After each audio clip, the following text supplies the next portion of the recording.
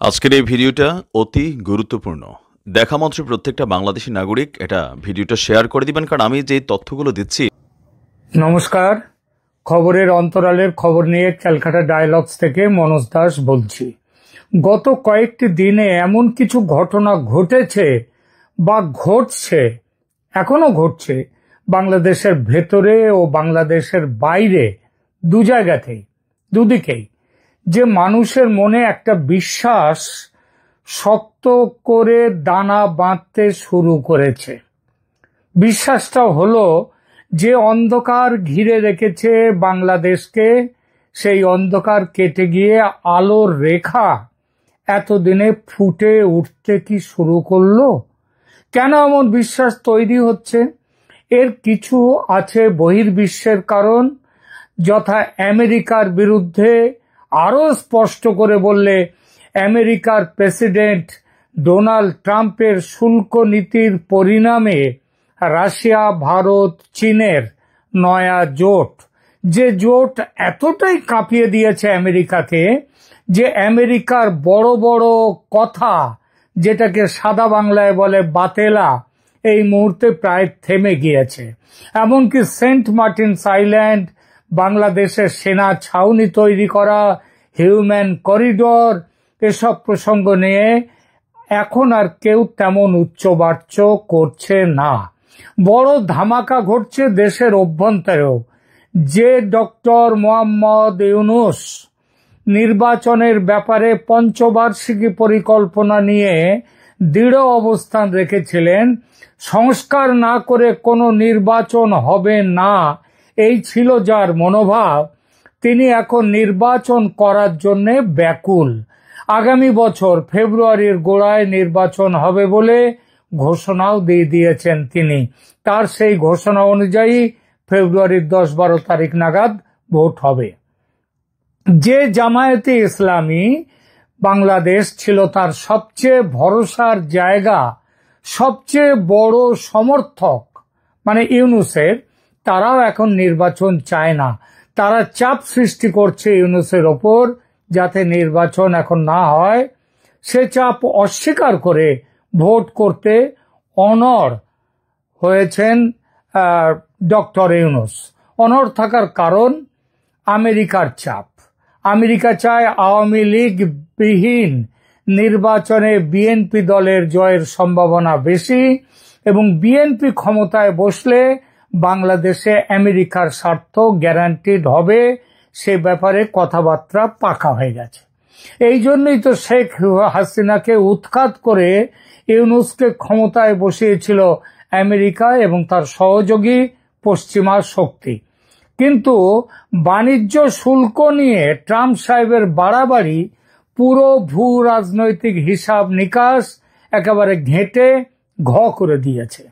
Shanghai cooperation organisation বৈঠকের সাফল্য দেখে এবং দুনিয়া জুড়ে মোদি, পুতিন, শি জিনপিং এর হাস্যমুখের ছবির বন্যা বইতে দেখে ট্রাম্প এবং তার সহযোগীরা এতটাই ভেঙে পড়েছেন যে একেবারে আক্ষরিক অর্থে প্রলাপ বকতে শুরু করেছেন। একেবারে আক্ষরিক অর্থে। একদিকে এই অবস্থা, অন্যদিকে যে ইউরোপের দেশগুলো এতকাল ছিল আমেরিকার ছায়া, তারাও আজ ছায়া ফেলে ছেড়ে দিয়ে কায়া ধরতে শুরু করেছে। কারণ ট্রাম্প তাদেরও বিগড়ে দিয়েছেন, তারা ভারতের দিকে সেজন্যই ঝুঁকছে।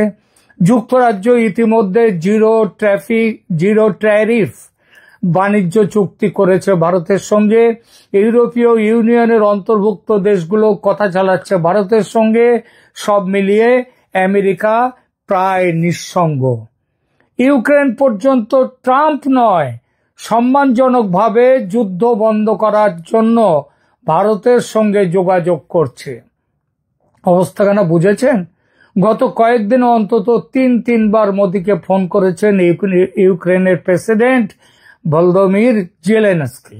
এই প্রেক্ষিতটা এই জন্যই বললাম, কারণ এই মুহূর্তে আমেরিকাকে ঠিক মতো লাইনে নিয়ে আসাটাই হলো আমেরিকার যারা রাজনীতিতে শাসনে রয়েছে এখন তাদের প্রথম লক্ষ্য। আগে আমেরিকার যে ক্ষতিটা হয়ে গেছে এই কয়েকটা দিনে কিছুদিনের মধ্যে আগে সেই ক্ষতিটাকে সামলাক, তারপর বাংলাদেশের দিকে নজর ফেরানো যাবে। চাচা আপন প্রাণ বাঁচা। বাংলাদেশ নিয়ে ওসব ডিপ স্টেটের লক্ষ্য আপাতত তাই শিখে তোলা হয়েছে।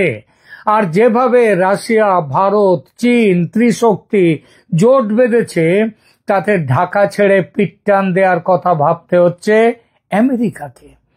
এরই মধ্যে আরেকটা বড় কাণ্ড ঘটে গেছে। এটা কিন্তু ছোটখাটো কাণ্ড নয়। ঢাকার ওয়েস্টিন হোটেলে মার্কিন সেনাকর্তার লাশ পাওয়া। বিষয়টা আদৌ স্বাভাবিক নিরামিষ গোছের হার্ট অ্যাটাকে মরার ব্যাপার নয়। বাংলাদেশ এবং যুক্তরাষ্ট্রের কিছু কিছু মহল এই হত্যার পেছনে ভারতের গোয়েন্দা সংস্থা R&AW বা রয়ের হাত দেখছে। এই হত্যাকাণ্ড প্রধান উপদেষ্টা ইউনূস সাহেবের ঘুম কেড়ে নিয়েছে। আমেরিকার সেনা যদি মারা যেতে পারে, তাকে যদি হত্যা করা হতে পারে, তাহলে ইউনূস সাহেব কোথায়? সেই জন্য ইউনূস সাহেবের আর ঘুম নেই। তিনি বেশ বুঝেছেন যে খেলা শেষ। তারেক রহমান প্রধানমন্ত্রী এবং তিনি রাষ্ট্রপতি। কদিন আগেও আমেরিকার এই প্রেসক্রিপশন যতটা বেগবান ছিল, আজ তার কণামাত্র নেই। তিনি তাই ভগ্ন মনোরথ, চলে যেতে ব্যগ্র। সেই রামপ্রসাদী গানটির মতো, আমার সাধনা মিটিল আশা না পুরিল, সকলই ফুরায়ে যায় মা। এই পরিস্থিতি সেনাপ্রধান ওয়াকার উজ্জামানকে আবার অতিমাত্রায় তৎপর করেছে। যেভাবে পরপর দুদিন তিনি হাই প্রোফাইল তিনটে বৈঠক করলেন, প্রথম দিন প্রধান বিচারপতির সঙ্গে, তারপর দিন প্রধান উপদেষ্টার সঙ্গে, এবং তারপর আবার ওই একই দিনে তিনি রাষ্ট্রপতি শাহাবুদ্দিন চুপ্পু সাহেবের সঙ্গে যেভাবে এই বৈঠকগুলো করলেন, যেভাবে জুলাই ষড়যন্ত্রের বড় কুশীলব নূরকে পিটিয়ে হাসপাতালের আইসিইউতে পাঠালো সেনাবাহিনী, তাতে এমন সম্ভাবনা খুব জোরালোভাবে উঠে আসে যে বাংলাদেশের বর্তমান অবৈধ দখলদার সরকারের বিদায় আসন্ন। এটা কেবল সামান্য অপেক্ষার ব্যাপার মাত্র, তার বেশি কিছু নেই। আর এই বার্তা পাওয়ার সঙ্গে সঙ্গে বাংলাদেশের মানুষ আশায় বুক বাঁধতে শুরু করেছে। ইতিপূর্বে সেই ফেব্রুয়ারি থেকে ওয়াকার সাহেবের হঠাৎ জেগে ওঠা, যাত্রা দলের বিবেকের মতো বড় বড় বাণী ছুড়ে দেয়া, আবার তারপর ঘুমিয়ে পড়া, এসব দেখে দেখে ক্লান্ত হয়ে গেছে মানুষ। তবু সেই কথায় আছে, আশায় বাঁচে চাষা। মানুষ তাই সেনাপ্রধানের এই হঠাৎ তৎপরতায় ইউনূস বিদায়ের সম্ভাবনা দেখে আবার আশায় বুক বাঁধতে শুরু করেছে। তবু ওয়াকার সাহেবের সেনাপ্রধান হিসেবে এতদিনের কাজকর্ম দেখে এই প্রশ্ন অনেকের মনে উঁকি দিচ্ছে, এটাও কোনো নতুন চাল নয় তো, নতুন নাটক নয় তো ওয়াকার সাহেবের? তিনটে যুক্তি আছে এমন ভাবনার পিছনে, মানে ভাবনাগুলো অমূলক নয়। এক, এটা কোনো নতুন নাটক হতে পারে তার, যেমন গত কয়েক মাস ধরে একাধিকবার নাটক করেছেন তিনি। এবার যা করছেন সেটাও নতুন নাটকের স্ক্রিপ্ট হতে পারে। দুই, ওয়াকার সাহেব পুরনো জামাতি এবং পুরনো পাকিস্তানি। এই মুহূর্তে জামাত এবং জামাতের টিকি বাঁধা যে পাকিস্তানের কাছে, সেই পাকিস্তান বড় চাপের মধ্যে আছে। সেই চাপ পড়ছে ওয়াকার উজ্জামানের উপর। আর সেই চাপ কাটাতে এটা আর্মি চিফ সাহেবের ওয়েট অ্যান্ড ওয়াচ নীতি অনুসরণ করে কালক্ষেপ করাও হতে পারে। তৃতীয়ত, ৩ নম্বর, শুধু ভারত নয়, চীন ও রাশিয়ার কাছ থেকেও বড় চাপ এসেছে ওয়াকারের ওপর। ইউনূসকে হটতে হবে, আমেরিকার ঘাঁটি করা চলবে না বাংলাদেশের মাটিতে, এটা পরিষ্কার বলে দেয়া হয়েছে এই ত্রিশক্তির পক্ষ থেকে। এই ব্যাপারে ভারত, চীন, রাশিয়া, এই ত্রিশক্তি তারা দায়িত্ব দিয়েছে ভারতের ওপর জিনিসটাকে ট্যাকেল করার। সেই ফেব্রুয়ারিতে ট্রাম্প সাহেব বলেছিলেন বাংলাদেশের ব্যাপারে আমি প্রধানমন্ত্রীর ওপরে ছেড়ে দিলাম। তারপর তিনি সেখান থেকে ব্যাক আউট করেছেন, কিন্তু এবার আর ব্যাক আউট হবে না। এবার দায়িত্ব পড়েছে ভারতের ওপর। ভারত সেই মতো ওয়াকারকে ইনস্ট্রাকশন দেওয়া শুরু করেছে বলেও খবর পাচ্ছি। সুতরাং ওয়াকার সাহেবের নাটক করা এবার ফল দেবে না বলেই মনে হয়। এসব যখন চলছে তখন আরো একটা খবর পেলাম, সেটা হলো প্রধানমন্ত্রী শেখ হাসিনার কথা মতো আওয়ামী লীগের অফিসিয়াল ফেসবুক পেজে সেনাপ্রধান ওয়াকারুজ্জামানের প্রশংসা করে পোস্ট দেয়া হয়েছে।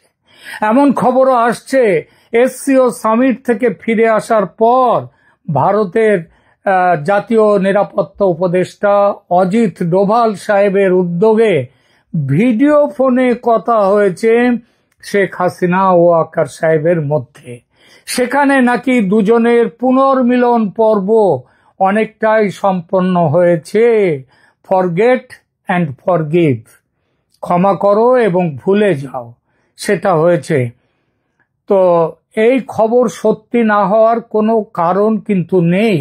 পরিস্থিতি অনুযায়ী নিজেকে পাল্টে নেয়া বেঁচে থাকার মূল ধর্ম, স্ট্রাগল ফর এক্সিস্টেন্স, সেই ডারউইন সাহেব যা বলে গিয়েছিলেন, সেই পথে ওয়াকার সাহেব এবং শেখ হাসিনা যদি আর চলেন অবাক হওয়ার কিচ্ছু নেই। গত কয়েকদিন ধরে যেভাবে জুলাই ষড়যন্ত্রের মুখ্য অভিনেতারা কোমর বেঁধে সেনাপ্রধান ও সেনাবাহিনীকে গালমন্দ করছেন, তাতে মনে হয় হাসিনা এবং ওয়াকারের বৈঠকটি আদৌ গুজব নয়। এ সব কিছুই সত্যি, তবে রাজনীতি কখন, কোন মুহূর্তে, কোন দিকে বাঁক নেবে তা কেউ বলতে পারে না। ওয়াকারের সুমতি, সেই শরৎচন্দ্র চট্টোপাধ্যায়ের গল্প রামের সুমতি, সেই সুমতিটা রামের হয়েছিল অনেক থেকে শিখে। তো ওয়াকারের সুমতি কিন্তু ওই স্বাভাবিক কোনো প্রক্রিয়া নয়, এ হচ্ছে গিয়ে সেই ঠেলায় পড়ে বিড়ালের গাছে ওঠা। আর কথায় তো আছেই, না চালে বিশ্বাস নেই। সুতরাং এখনই বাংলাদেশের মানুষ আপনারা উচ্ছ্বাস করবেন না, একটু চেপে রাখুন আনন্দ। এখনকার মতো এখানেই থামছি তাহলে। সঙ্গে থাকার জন্য ধন্যবাদ।